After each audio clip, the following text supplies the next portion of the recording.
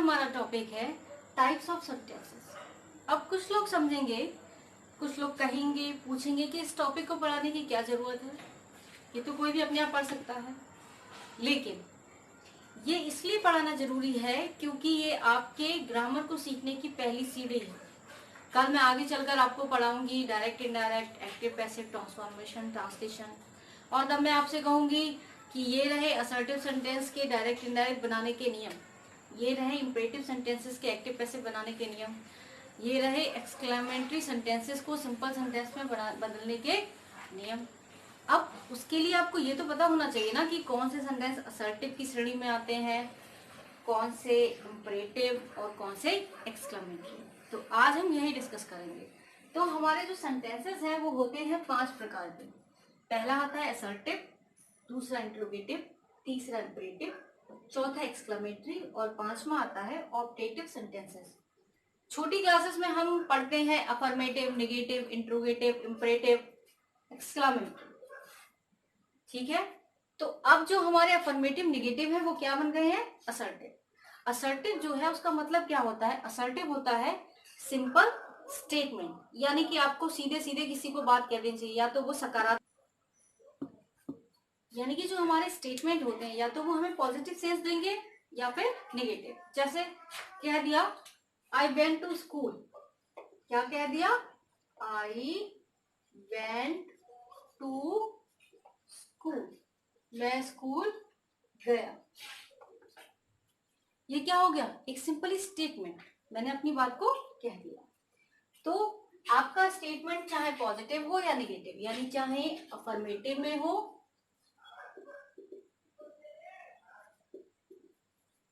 या फिर निगेटिव में, सभी ही चीजों में क्या होगा? वह किस में गिना जाएगा? असर्टिव सेंटेंसेस में।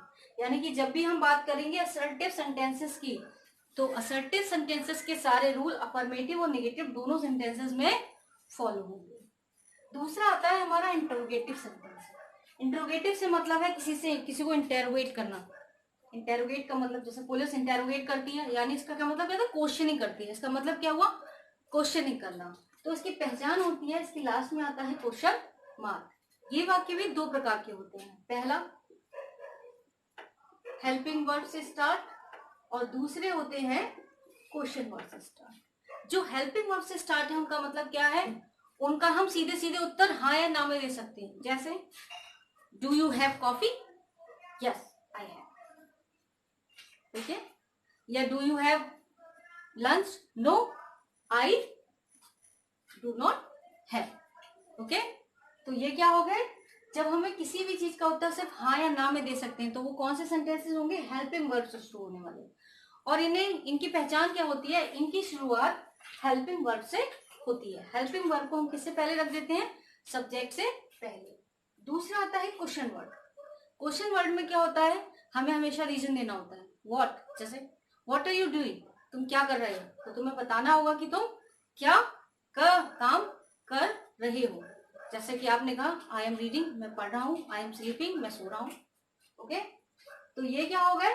क्वेश्चन वर्ड, यानी कि इंटेरोगेटिव सेंटेंसेस।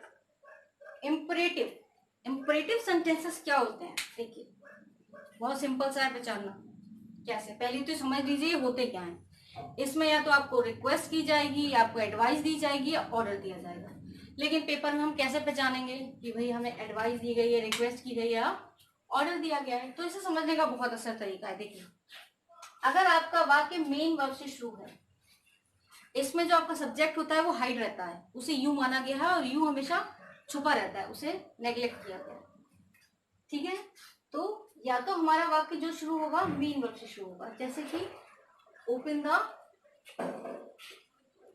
डोर, ठीक है।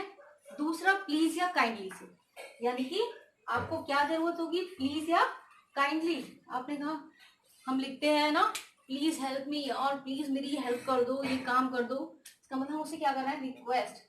एप्लीकेशन लिखते हैं तो हमने प्रिंसिपल सर को लिखते हैं kindly grant me leave for 2 days, please कृपया मुझे 2 दिन की छुट्टी देने की कृपा करें।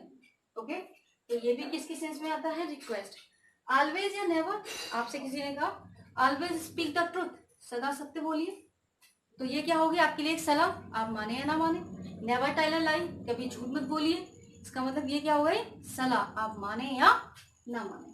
ठीक है, तीसरा आता है डू नॉट, पांचवा आता है, अगला आता है डू नॉट।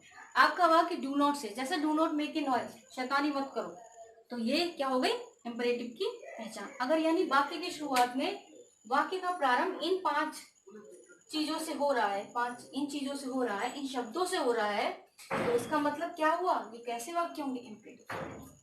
दूसरा आता है, अगला आता है चौथा नंबर पे हमारा एक्सक्लेमेटिव, 5वें नंबर पर ऑब्जेक्टिव।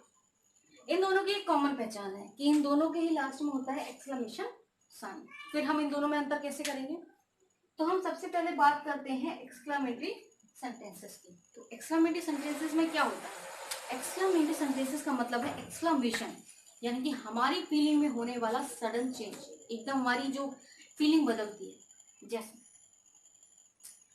मेरी जॉब का मैटर फंसा हुआ है, अब कोई मुझे बताए, कॉल आए एकदम कि यार तुम्हारा ज्वाइनिंग लेटर कल मिलेगा, तो मैं एकदम खुश हो जाऊंगी। तो अभी मैं नॉर्मल हूँ और फिर मैं एकदम खुश हो जाऊंगी, दैट इज कॉल्ड एक्सक्लेमेशन, यानी sudden change in feeling. 1 minute में नहीं पता कि मेरा मूड क्या हो जाए। या फिर अभी मैं आपको पढ़ा रही हूँ आराम से, कोई बच्चा पीछे क्लास में बैठ के शैतानी कर रहा है, मुझे गुस्सा आ गया, तो वो क्या हुआ, मेरे मूड का sudden change, that is called exclamation. इसे पहचानने की क्या है, ये क्या होता है, कुछ वर्ड आते हैं जैसे अल्लास, ओके, हुर्रा, ओके, ओ, आहा, कुछ और वर्ड भी आते हैं जैसे व्हाट ए, हाउ। अब आप सोचेंगे कि व्हाट और हाउ तो क्वेश्चन वर्ड है, तो वो इसमें क्यों इस्तेमाल होते हैं, तो बहुत ज्यादा आश्चर्य को प्रकट करने के लिए इनका प्रयोग किया जाता है। हाँ, जैसे हम कहते हैं यार कोई हम चीज देखते हैं, यार कितना सुंदर है, इसका मतलब क्या हुआ है, हमें उस चीज को देखे क्या हुआ, एक्सक्लेमेशन, आश्चर्य हुआ, हमने उससे सुंदर चीज आज तक नहीं देखी, इसलिए हमने उसमें क्वेश्चन मार्क लगा दिया, पर वो सेंटेंस क्या हुआ, एक्सक्लेमेटरी सेंटेंस। तो हम कैसे पहचानेंगे कि कब हाउ और व्हाट का यूज एक्सक्लेमेशन के लिए हुआ है और कब इंटेरोगेटिव के लिए, तो उसकी एक बहुत सिंपल सी पहचान है। देखिए, पहली चीज तो इसके लास्ट में एक्सक्लेमेशन साइन होगा और इसके लास्ट में क्वेश्चन मार्क, लेकिन फिर भी आपसे कोई रीजन पूछ लेता है तो आप क्या बताएंगे, तो समझिए, जब भी व्हाट या हाउ के बाद वर्ब आएगी, जैसे देखिए व्हाट इज योर नेम, आपका नाम क्या है, आपसे क्वेश्चन किया जा रहा है, ठीक है, इस क्या है वर्ब, कौन सी वर्ब है, बी, ओके, तो ये क्या हो गया, इंट्रोगेटिव सेंटेंस।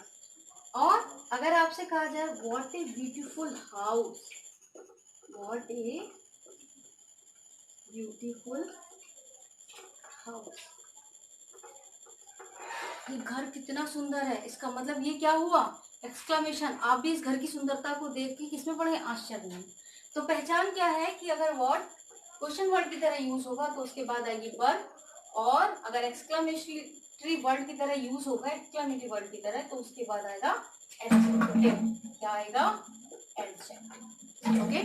नेक्स्ट आते हैं ऑपरेटिव सेंटेंसेस।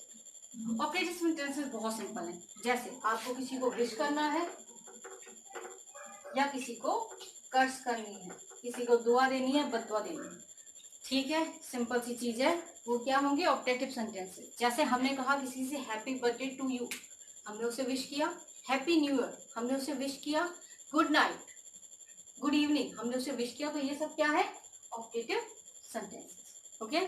हमने किसी को बददुआ दी, जैसे क्या तुम फेल हो जाओ, तुम्हारे अच्छे नंबर ना आए, तो वो क्या हुआ, ओके। और इनकी पहचान है, ये बेसिकली या तो मे से स्टार्ट होंगे या गॉड से, ओके। और इनके लास्ट में क्या होगा, एक्सक्लेमेशन साइन। आपको नोट्स लिखने में दिक्कत हो रही होगी तो आपको हैंड रिटन नोट्स प्रोवाइड करवा दिए जाएंगे। Thank you.